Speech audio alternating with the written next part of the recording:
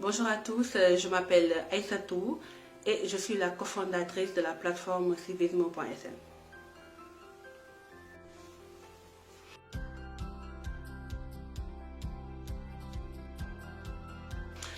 Alors, en fait, les droits des femmes au Sénégal, je pense que ça avance. Je pense que ça avance bien.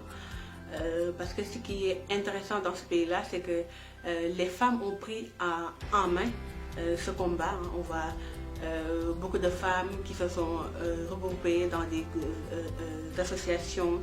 On a vu les femmes juristes et puis beaucoup de femmes qui luttent chaque jour pour le respect des droits des femmes, qui luttent pour qu'on mette en place des lois pour les protéger et protéger leurs droits. Donc sur ce point-là, je pense que c'était très intéressant et ce sont des choses qu'on doit soutenir et surtout encourager.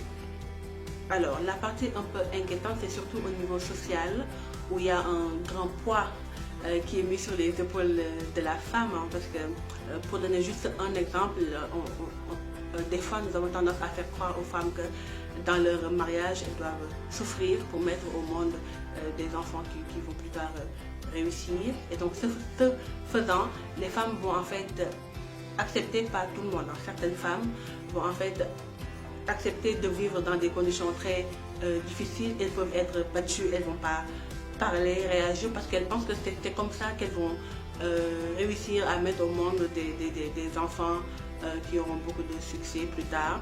Donc c'est dommage et je trouve qu'il y a beaucoup de sensibilisation à faire sur cette partie-là.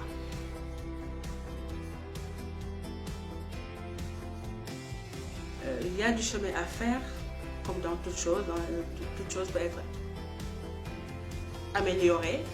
Et en ce sens, moi au niveau juridique, franchement, je ne m'inquiète pas. Je pense que nos femmes sont suffisamment battantes pour faire bouger les choses. Donc ça ne m'inquiète pas vraiment. En même temps, on voit quand même beaucoup de changements. Hein. Nous avons, les femmes sont presque dans les grandes instances même du pays. On a des femmes députées, on a des femmes ministres. On a eu 2 fois une femme présidente. Amen. 2 fois une femme premier ministre, mais bon, je pense que bientôt, comme c'est sorti comme ça, donc je pense que bientôt on aura une femme présidente. Et nous avons aussi des femmes qui dirigent des entreprises, donc je pense que sur ce point-là, ça bouge, donc j'en suis très contente d'ailleurs. Et comme je le disais plus tôt, le combat à mener est vraiment au niveau mentalité. Il faut qu'on change ces mentalités. Il faut que les femmes sachent qu'elles n'ont pas à vivre certaines agressions, que ce soit morales, psychologiques ou même des agressions comme des viols et tout ça. Elles doivent aller dénoncer. Et si elles doivent aller dénoncer, elles doivent comprendre qu'il y a des lois pour les protéger. Alors les lois sont faites pour être appliquées. Et pour qu'on puisse les appliquer, il faut qu'on aille en fait réclamer ces droits. Si les femmes ne vont pas dénoncer leur bourreau, il est assez difficile qu'on puisse leur donner leurs droits en fait, que les lois qui sont là pour les protéger s'appliquent pour elles. Donc dénoncer. La violence n'est pas acceptable, donc il faudrait qu'on puisse sortir en tout cas de ce cycle infernal et qu'elles puissent avoir la force de dire dafa doy.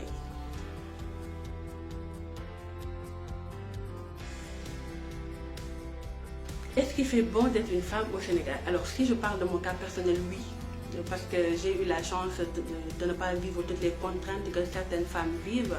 Alors c'est un peu compliqué aussi comme question parce que je dois dire oui et non. Oui pour les personnes comme moi, tout dépend du milieu.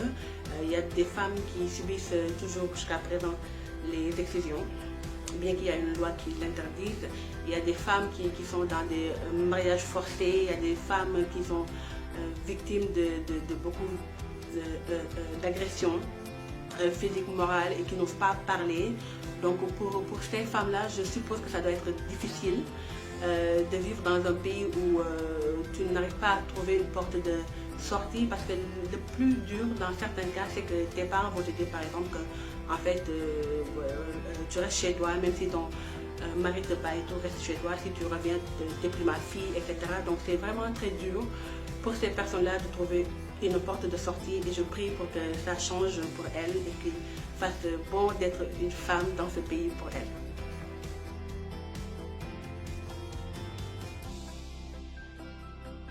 Mon dernier mot, alors, toujours dans la ligne du thème qu'on a développé aujourd'hui sur civisme.sn, donc par rapport aux violations des droits des femmes, j'aimerais faire un appel à toutes les femmes. J'aimerais qu'elles comprennent que la violence, ce n'est pas acceptable. La violence, ce n'est pas un mode de vie. Personne ne devrait vivre sous des coups, sous une pression. Vous êtes forte, vous êtes belle. Toutes les femmes sont belles d'ailleurs. Vous êtes superbe, magnifique, vous avez beaucoup de force. Moi, je suis toujours en fait très impressionnée de voir toujours les femmes bosser partout dans les rues du pays. En fait, tu vois des femmes qui vendent, je sais pas, des choses à manger partout. Elles se lèvent très tôt, vont au travail. Et j'ai même l'impression que c'est vraiment elles qui tiennent le pays. Et comme j'avais dit ça précédemment, je pense qu'on devrait tenter une femme présidente. On ne sait jamais, ça pourra faire bouger les choses. Mais en tout cas, femmes, je vous aime et soyez fortes et dites non à la violence. Doina, doina, doina. Je vous embrasse.